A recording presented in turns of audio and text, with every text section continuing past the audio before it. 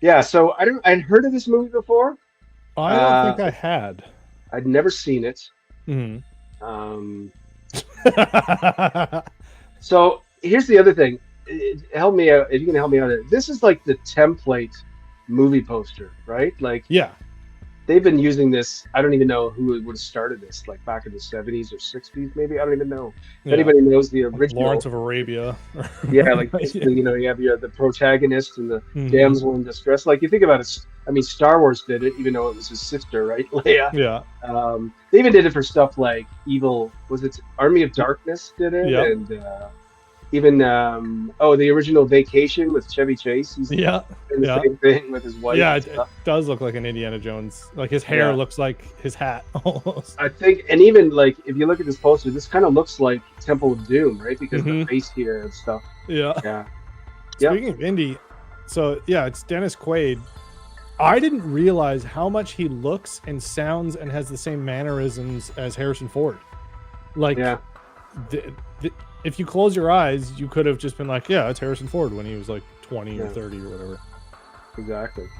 So yeah. Anyways, this is Dreamscape. It's from 1984.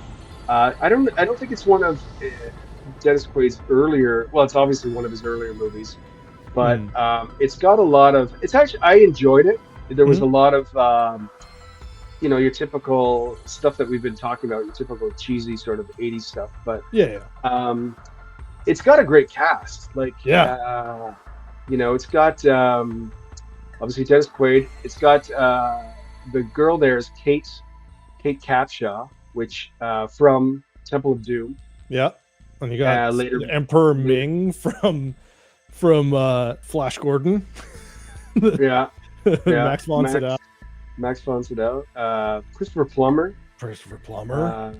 The guy You David got Norm from Cheers. Afternoon, everybody.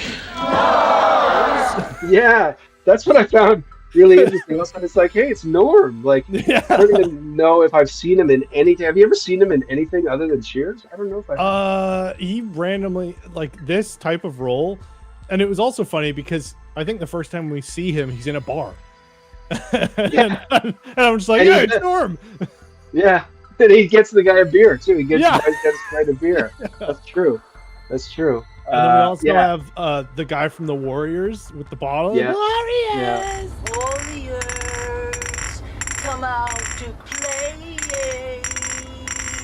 Or he's the same guy that Arnold holds off in Commando. He Mhm. holds him off the cliff and Oh, promises I'll kill you. I can't do the Arnold. Oh, you do the Arnold. I promise. What was the line? Something about I kill Oh you yeah, last. I lied. Remember, Sally, when I promised to kill you last? That's what made you did. I lied. So, anyways, the premises of this, and it's interesting because it's got like sort of a Nightmare on Elm Street. It's a dream thing, obviously called Dreamscape. But there's even like you can think about the 2010 Inception. A little I bit. was gonna say this Nolan. is like a predecessor to Inception. Yeah.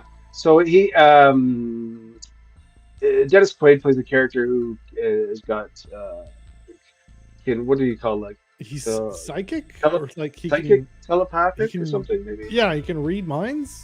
He gets recruited by I guess someone he knew the guy before, the professor or the scientist, and he gets recruited. Because I to guess this he's government- a doctor too. yeah, something like that. They don't really Yeah. mention too much of this sort of No. backstory. So yeah, he's got these powers, and he gets recruited by this government lab agency to help to.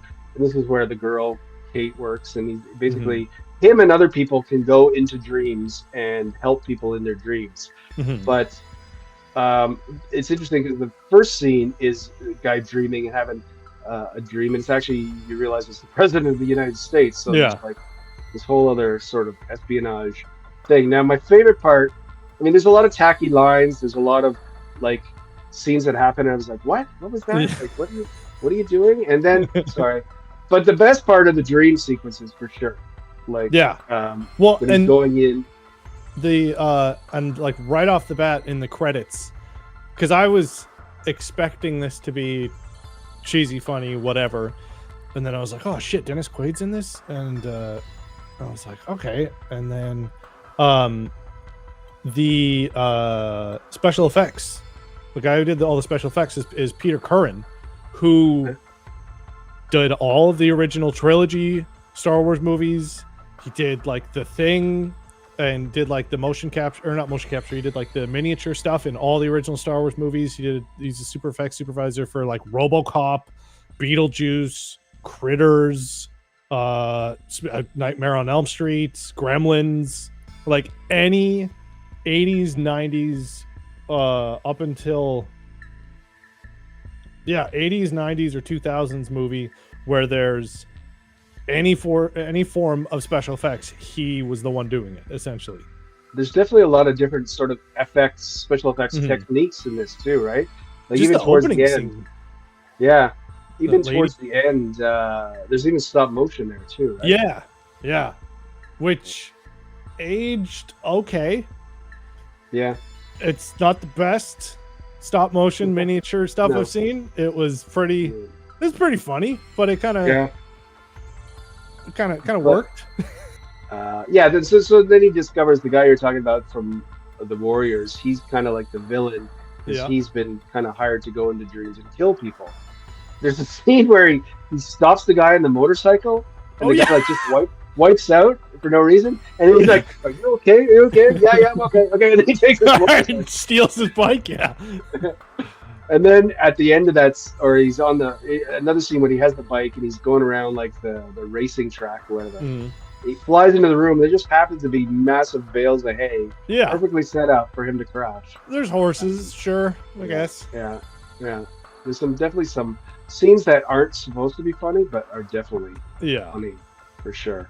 And it was interesting that like it took a while for this movie to get weird, which like for the first half it's mostly just like talking and walking scenes, and then the second half of the movie and like the end of it is like weird dreamscapes. You don't know, there's so many like, oh, they're actually in a dream, oh they're actually in another dream. And like, I mean, the premise is Dennis Quaid gets hired to, actually I don't even know why he got hired, because they already had a guy who was there, and then there was a plot to kill the president. So like, why was Dennis Quaid hired? I don't know, maybe the main scientist there just wanted him because he knew how good he was at it. I don't know. Maybe well, no, because he wasn't trying to kill the president. It was the other guy. The other guy. Yeah. So yeah, you knew it was coming too, right? It's like, okay, here's the bad guy killing people in the dreams. Here's the good guy helping people in the dreams. So it's like, and for some reason we got introduced to the president, so they're probably going to try and kill him. Yeah, but it's like, okay, so this is going to end with an all-out battle, and that's definitely like the last dream where he fights the bad guy in the dream. He doesn't even fight; he just run away from him. That's where That's where it got really, really weird. Like, horror-ish for a while. And like I said, stop motion, he turns into the big snake guy. Yeah. And then he turns into, obviously we're giving away this movie, but I don't think people really care. So the bad guy. But if you do, you can watch it all on YouTube right now, because that's where I watched it. It's also on Tubi too, which is free. Oh, nice. So you can watch it. You can watch this for free. But the backstory to the villain is that he actually was a serial killer and killed his dad. Oh yeah. And I actually thought that they should have figured this out earlier, or Dennis Quaid's character should have figured out when you're in a dream you can manipulate things. You can like they kind of do in this Inception. But he figures that out, and then he turns into Tommy's dad. And then there's that whole scene like, Dad, and then the president kills him from behind.